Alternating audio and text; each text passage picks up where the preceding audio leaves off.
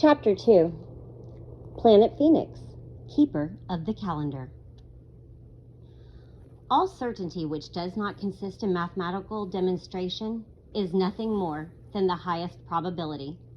There is no other historical certainty. Voltaire. The entire orbital chronology of planet Phoenix, as it visited the inner solar system every 138 years, is found in When the Sun Darkens. This chapter will only concentrate on those new findings, confirming the existence and orbit of the Phoenix. In the back of this book is a complete abbreviated chronological timeline of the orbits of Phoenix and Nibiru. In 4309 BC, destruction of the pre-Adamic world was caused by a close Phoenix transit that resulted in the total ruination of the world and is the subject matter of the ancient Babylonian Enuma Elish tablets, copied from older Sumerian texts that convey that the earth was originally from the deep. This is a reference to the abyss, a region of southern space far south of the ecliptic below the sun that we orbit. This early cosmological text relates an ancient solar system cataclysm involving the destruction of planets and their rearrangement. This catastrophe is reflected in the Egyptian Gnostic text called the Trimorphic Pretenoia, which conveys that the gods, or planets, were made fearful because of the body of Ascent, a planet emerging from the abyss. It was destroyed by a thunder in the deep, the abyss, caused by a great fire, also a nova, that overturned their thrones, or planets. Planets were called thrones by the ancients. And these archons, or lords of time, or planetary motions, said that our entire habitation has been shaken, and the entire circuit of our path of ascent, or our orbit, has been met with destruction, and the path, or the orbit, upon which we go. This text depicts an altered planetary orbit. The Gnostics had the advantage of using the famous Library of Alexandria, which was packed with volumes of translations from texts all around the known world. Another Gnostic text discovered among the Nag Hammadi artifacts in 1945 is entitled On the Origin of the World. This text actually names Phoenix and reads that it was a witness against the powers of darkness, a witness against the angels.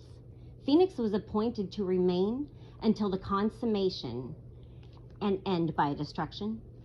Phoenix is a witness in the heavens, just as the sun and moon, which associates it to a celestial body.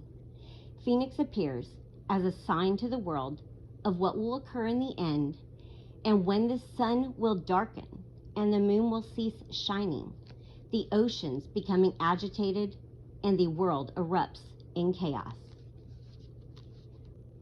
Planet Phoenix brings with it an extensive strewn field of hundreds of thousands of miles of dust, dirt, and small rocks, and ice, gigantic asteroids, and glacial masses that break free of its surface when approaching the inner solar system, much of it blanketing Earth.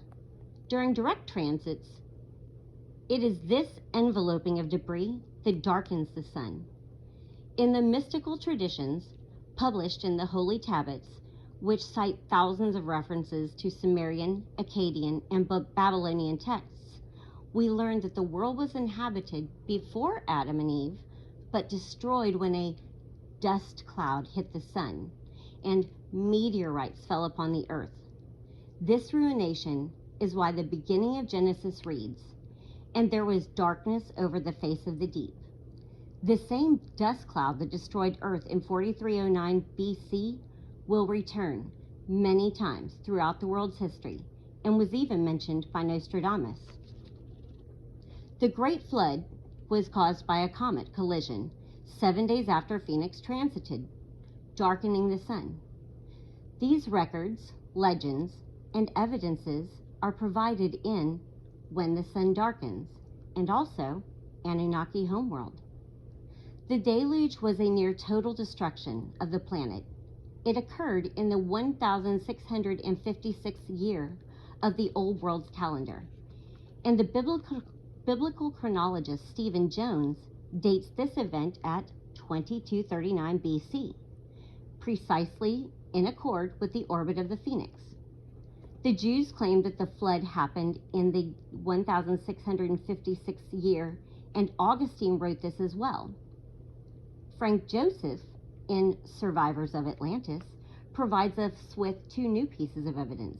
He claims that an analysis of ancient Chinese traditions using royal chronologies places the Emperor Shun in 2240 BC, that's only 1 year's variance, witnessing a large meteor falling from the sky to strike the earth, followed by a flooding.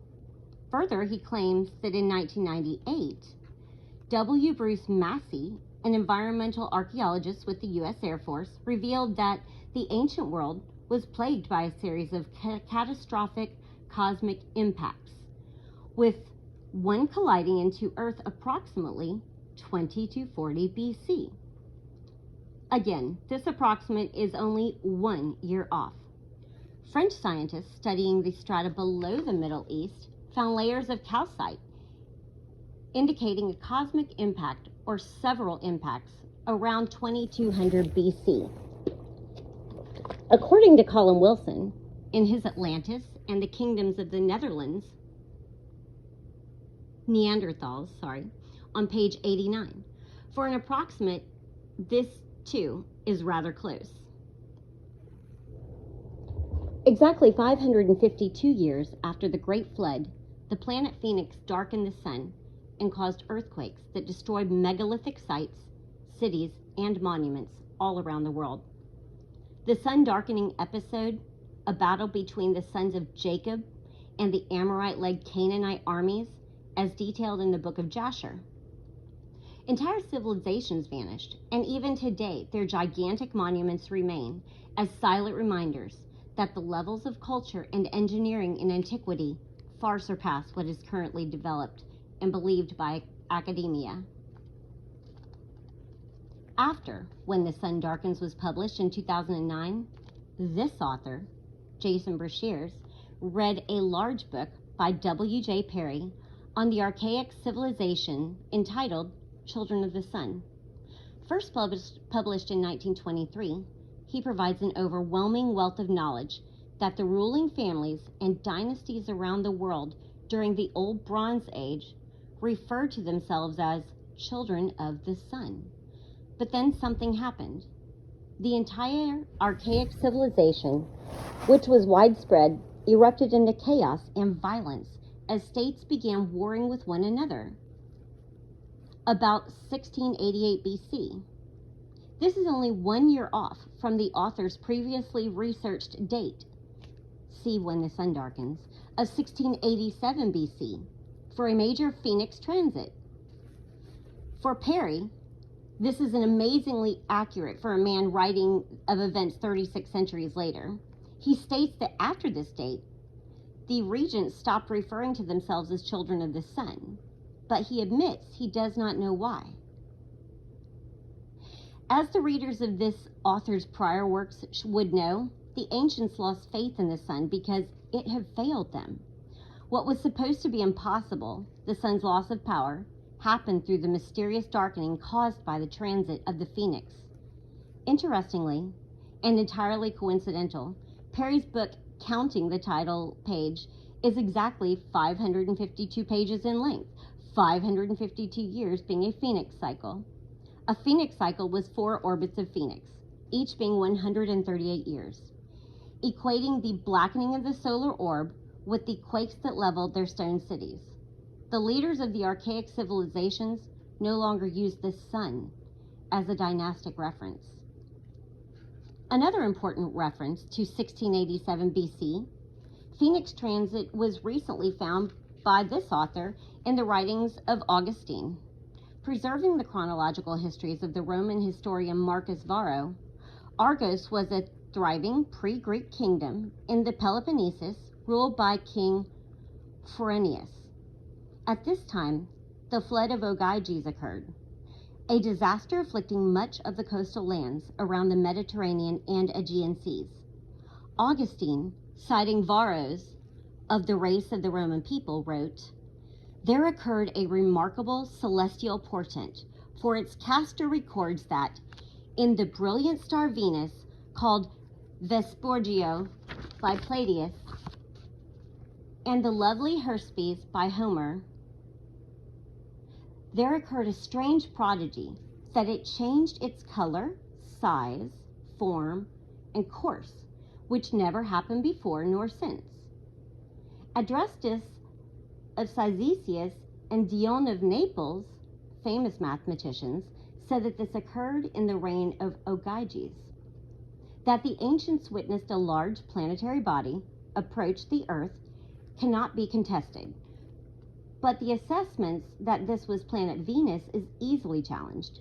Venus still maintains the same orbit, unchanged for millennia, and never could it come close enough to the Earth for us to notice an increase in size, and then for it to return to its former orbital belt. However, the mistake was an easy one to make. Planet Phoenix, on its north to south passage through the inner solar system, intersects the plane on its north to south passage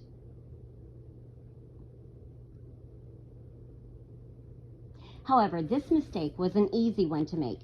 Planet Phoenix, on its north to south passage through the inner system, intersects with the plane on the ecliptic directly between the orbits of Venus and Earth, which is why it occasionally darkens the sun, but only in May. Every year, in our planet's trip around the sun, which is 93 million miles away, we pass through the exact same space in May. Like a celestial clock, this is without fail. Every 138 years, Phoenix passes very close to this region. But if Earth is somewhere else on its orbit around the sun, we miss it entirely.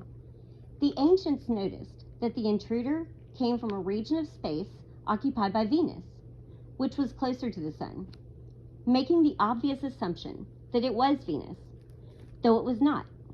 Amazingly, Frank Joseph in Survivors of Atlantis makes this astute observation that the Hittites at this time also made the same mistake.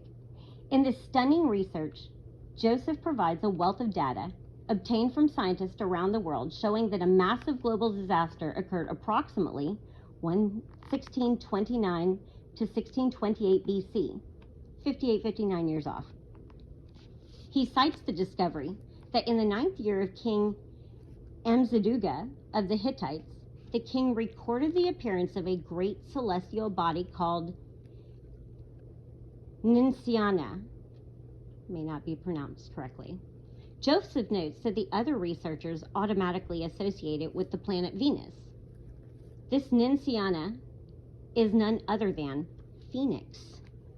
In the ancient Egyptian city of On, Heliopolis, was housed the mansion of the Phoenix, where the Benben was placed. It's an old fragment of a meteorite. The Egyptians believed that the disappearance and appearance of the divine Bennu bird, the phoenix, were linked to the violent cosmic cycles and to the destruction and rebirth of world ages. An Egyptian papyrus written in Greek but dated as a copy from an older text from the time of Imhotep reads, "For in the typhoon time the sun is veiled." This dates to 1576 to 1555 approximately BC. That typhoon is etymologically akin to phoenix. That's clearly seen. Typhoon and phoenix. The oldest images of the phoenix were of the date palm, a slender tree in Egypt, sacred to the reckoning of times. In fact, date palms were called phoenix palms. The most arcane symbolism recorded regarding the phoenix has been passed down to us through the millennia as in the form of a maypole. When during this month our ancestors sacrificed a victim to placate the gods. This was conducted to thwart disaster, and the fact that it was a ceremony only conducted in May is quite prophetic. It was at this time that Beltane was celebrated widely throughout Celtedom, a festival surviving today in Irish tradition that acknowledges the god of death. In 1687 BC, was the end of the archaic civilization and the children of the sun.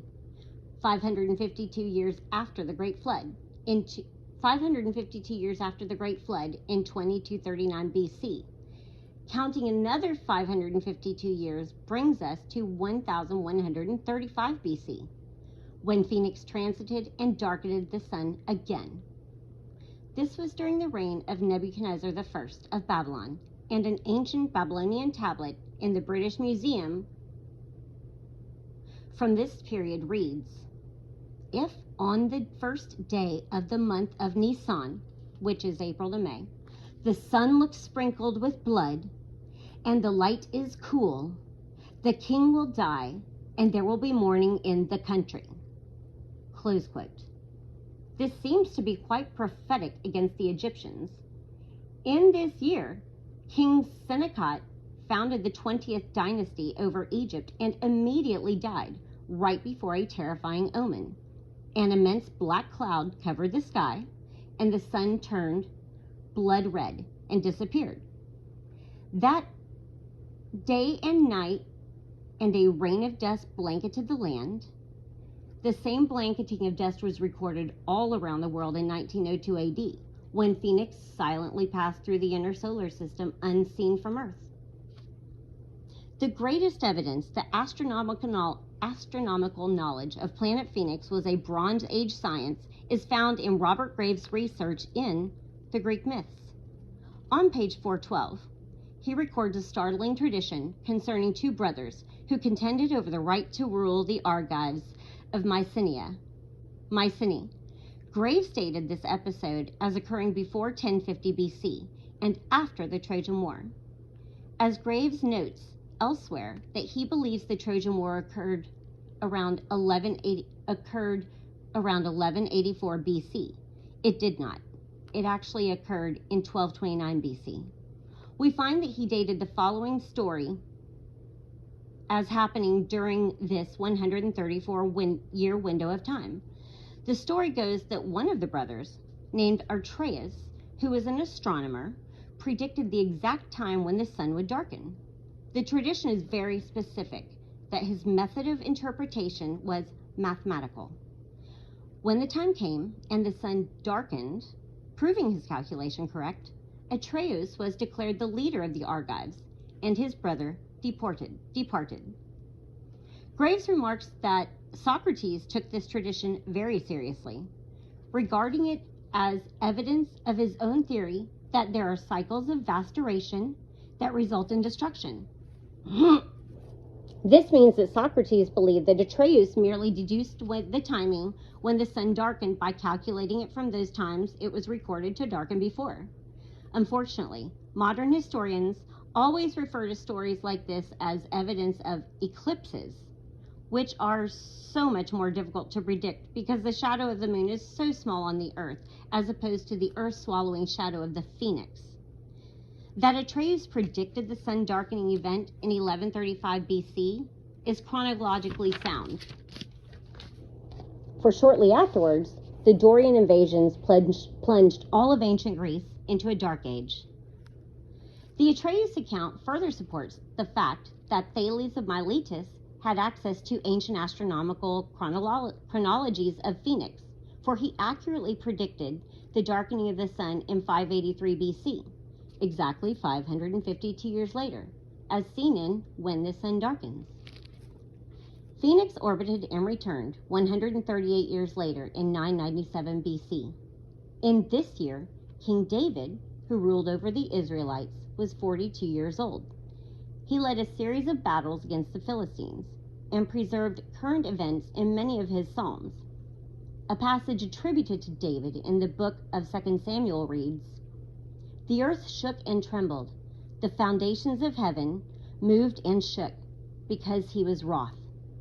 There went out smoke from his nostrils, and fire out of his mouth devoured. He bowed the heavens also, and darkness was under his feet. He rode upon a cherub, and it did fly. He was seen upon the wings of the wind, and he made darkness pavilions round about him, dark waters and thick clouds of the skies. The Lord thundered from heaven, and the Most High uttered his voice, and he sent out arrows and scattered them, and lightnings. In antiquity, the world was considered the footstool of God. So when it was stated that darkness was under his feet, it meant that the world had darkened. The old Semitic peoples, Assyrians, Babylonians, and their predecessors, the Akkadians, all represented Phoenix as a winged disk, sometimes blackened out, and sometimes with a small deity riding it. This is the image of David, provided by describing God upon the cherub. This is the image David provides by describing God upon a cherub. The Israelites looked into the heavens and saw the immense planetary body fly by, blackening out the sun, causing electromagnetic storms, quakes, and falling stars, while blanketing the earth in debris.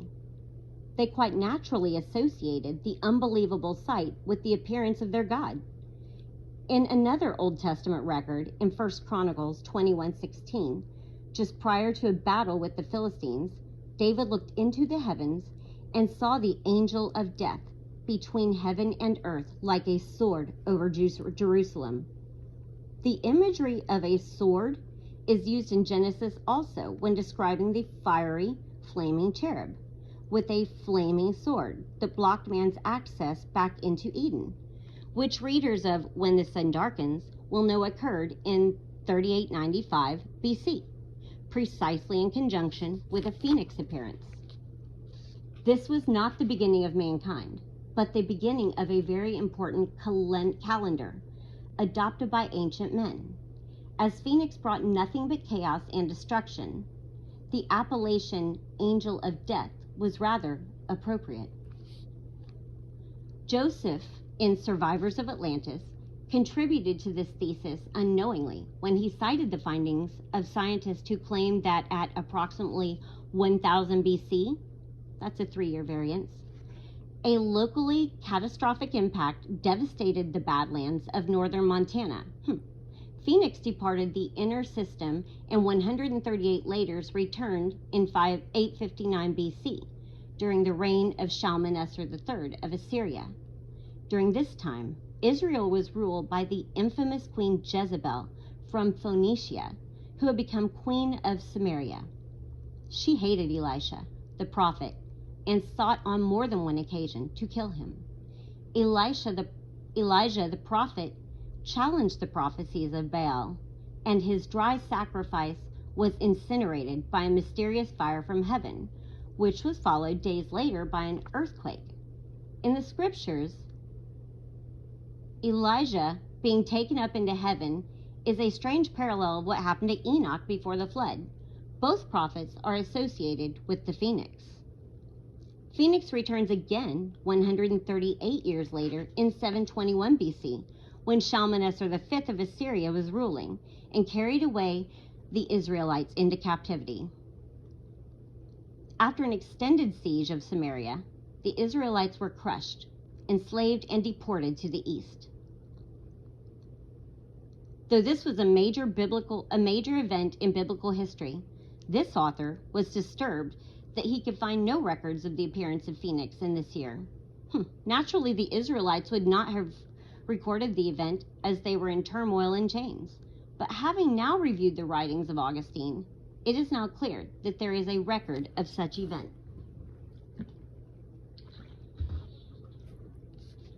Citing again from Marcus Varro's History of the Roman People, Augustine relates that towards the end of Romulus's reign over Rome, the sun darkened. And Augustine makes sure that we know it was not an eclipse caused by the moon. He wrote, "For it is sufficiently demonstrated that this later obscuration of the sun did not occur by the natural laws of the heavenly bodies. This admits the darkening was not by the moon. Other ancient writers speak not of an eclipse, but of a sudden storm. The Phoenix transit that blackened the sun occurred in the 32nd year of the reign of Romulus, towards the end of his reign. Planet Phoenix continues on its 138-year orbit, and it returned in 583 BC. The most well-documented of all of the evidence is shown in When the Sun Darkens. a darkening of the sun actually predicted by Thales of Miletus.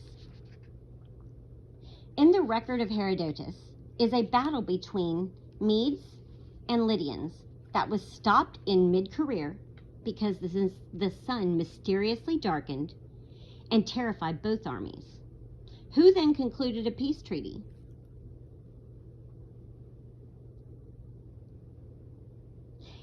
In the record of Herodotus is a battle between Medes and the Lydians that stopped in mid-career because the sun mysteriously darkened and terrified both armies, who then concluded a peace treaty. A rock inscription from 583 BC at Yazlikula in Asia Minor is believed by Emmanuel Velikovsky to be a memorial of that truce. The king of Media, Xerxes, Cyaxares, with King Nabopolassar of Babylon, then conquered Nineveh of the Assyrians, resulting later in the fall of the Assyrian Empire. Babylon took preeminence and then fought a war against the Lydians, which ended before the 583 BC episode. The peace settlement was negotiated between Media and Lydia through a king of Babylon who Velikovsky is convinced was Nebuchadnezzar II. In his Ages in Chaos, this was the king of Babylon who destroyed Jerusalem just 2 years earlier. The scholar Velikovsky noticed that upon the monument describing this truce, the kings of Media and Lydia stand together, holding up an eclipsed sun. This controversial historian also found an inscription from the same time of a king Mursalis, which reads, "While I marched towards the land Azi, the sun became obscured." At this time in the Far East, another calendar was born. In 583 BC, the first emperor of Japan began his rule. In this year, according to the Nihon Shoki, the Chronicle of Japan, beginning the Japanese regnal lists. At this time, there seems to be a revival of the sun tradition in the East. It was also an Asian custom to discover a newer dynasty, overthrowing the older ones with any disaster afflicted the land. Considered this to be the mandate of the heavens. The darkening of the sun that terrified the ancients in 2239 BC, 687 BC, 1135 BC, and 583 BC are all foundations to the universal traditions of the four suns, or four ages of mankind. Each one of these phoenix transits was 552 years apart, or 4 orbits of the phoenix at 138 years each. This period of time in world history encompasses exactly 1,656 years, which is 552 times 3.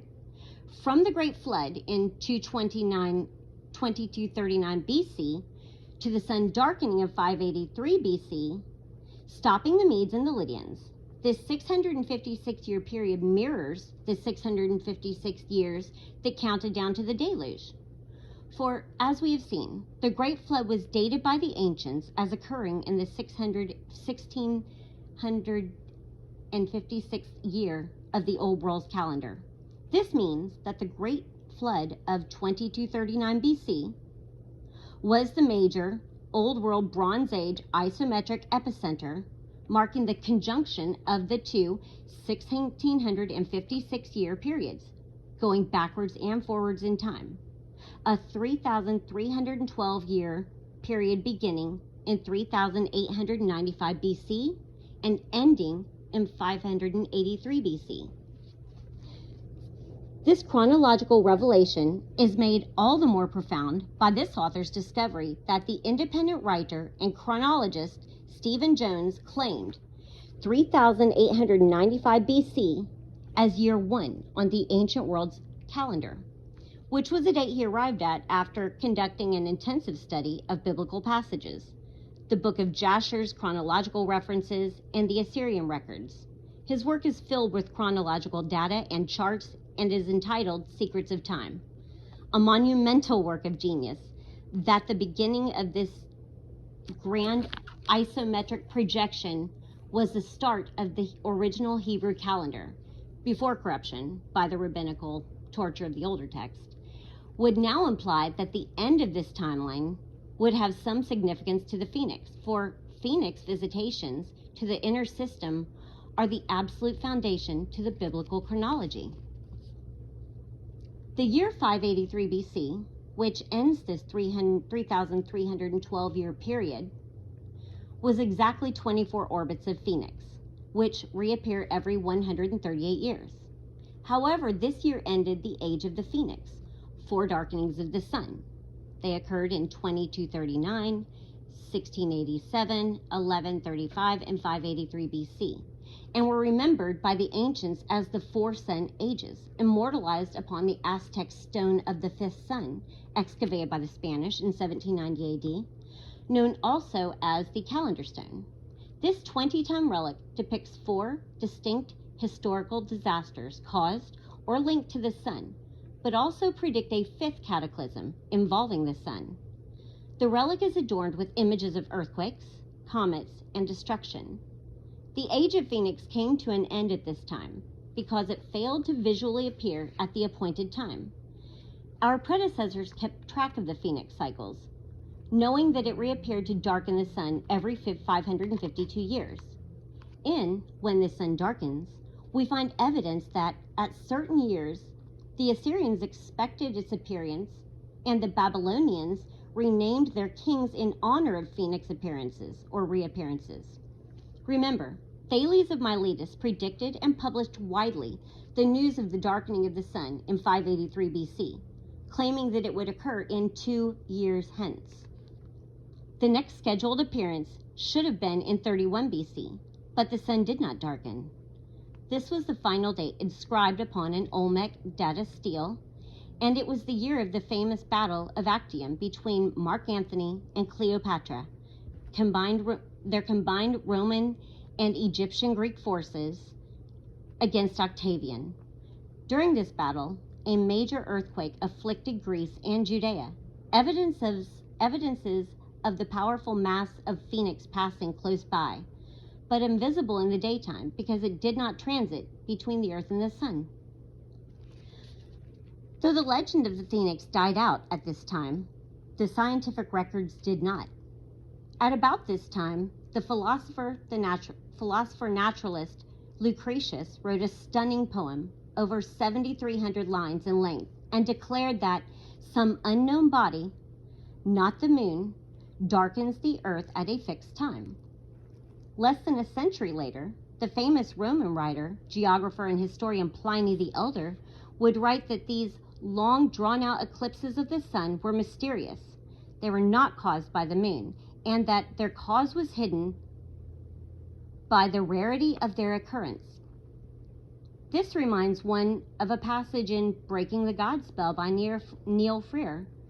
A careful analysis of the historical facts shows that the scholars of ancient times had a great deal more accurate information available to them than most historians have judged, and the scientific traditions preceding them were of a much higher level. Recently, while reading a history of the Olympics after When the Sun Darkens was released in 2009, this author literally came out of his seat when happening upon a reference to a series of destructive earthquakes that occurred in the year 522 AD. In this year, Olympia was ruined and Greece afflicted. As this was during the Dark Ages, we are fortunate to even have record. As readers of Anunnaki Homeworld will know, the year 552 AD was the only year in world history that both the planet Phoenix and planet Nibiru entered the inner solar system on their 138-year and 792-year orbits. However, these long periods, highly elliptical orbits, are fully explained in Anunnaki Homeworld. It had bothered this author considerably that he could find no references to evidence of the passage of these planets. What links the quakes to Phoenix so strongly is the fact that this was 552 years after the earthquakes that afflicted the Aegean and Judea in 31 BC. The phoenix cycles remain true after 583 BC, though the sun does not always darken. Because Phoenix is not in alignment with Earth's orbit anymore,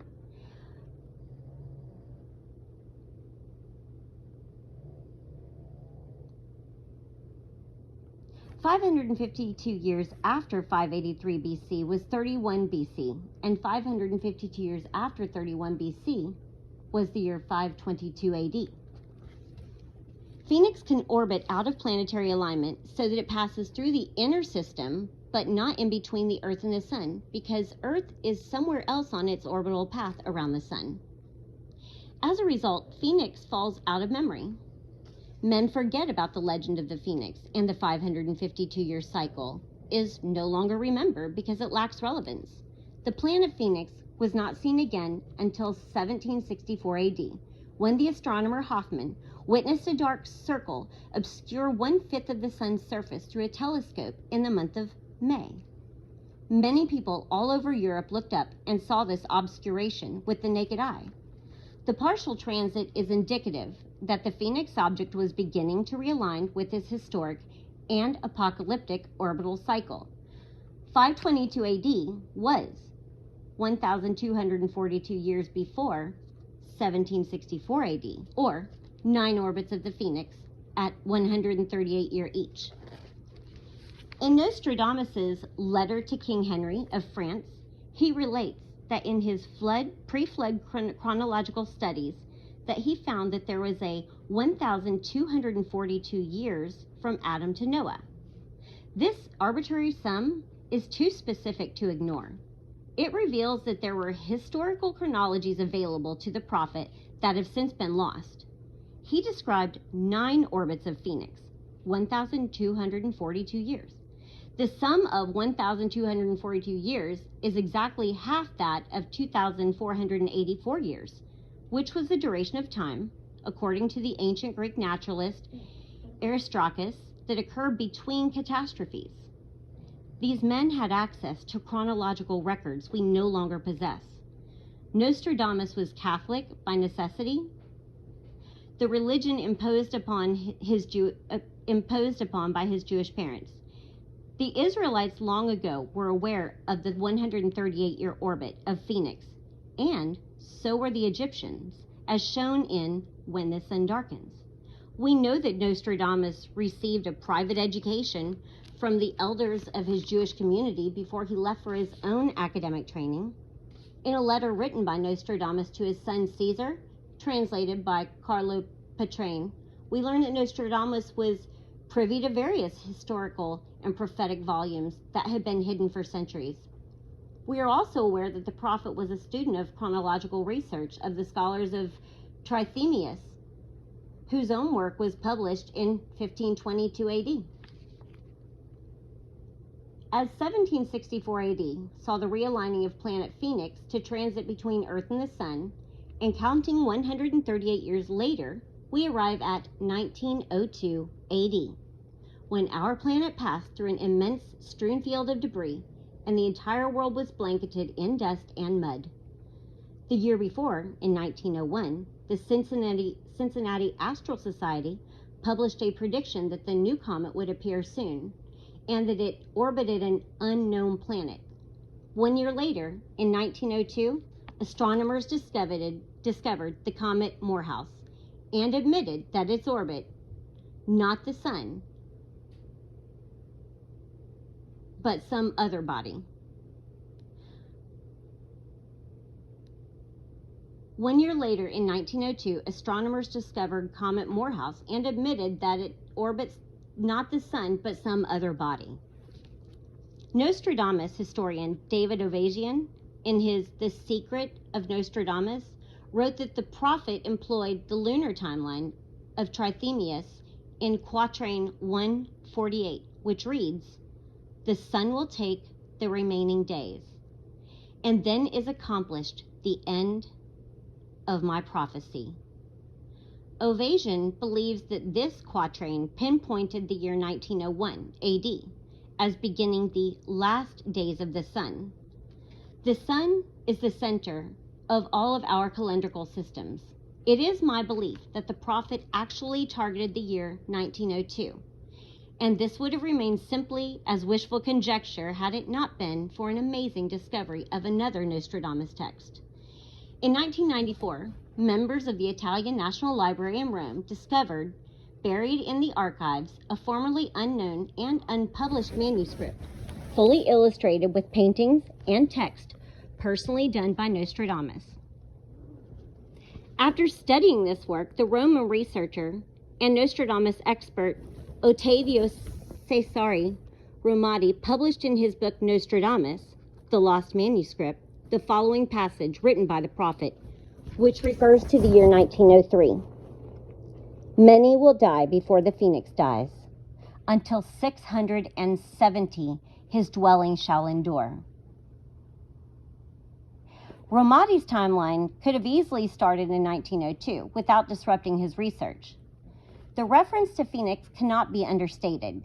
As will be shown in this book, the prophet Nostradamus not only knew of the existence of the terrible planet, but also knew the exact year of its return. And he was not the only one.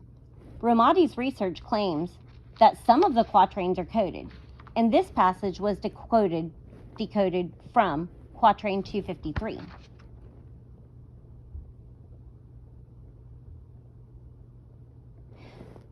Nostradamus and the Planets of Apocalypse. Thus far, we can conclude that Nostradamus knew that 1. Phoenix appeared in 1902 to begin its final countdown. 2. Phoenix is associated to the sun and moon, therefore, it is a celestial body. 3. Phoenix is associated to world chronology. 4. Phoenix is associated to end-time prophecies. 5. Phoenix is connected to the death of many peoples. And 6. Phoenix will come to an end. Now, we shall set out to prove just this.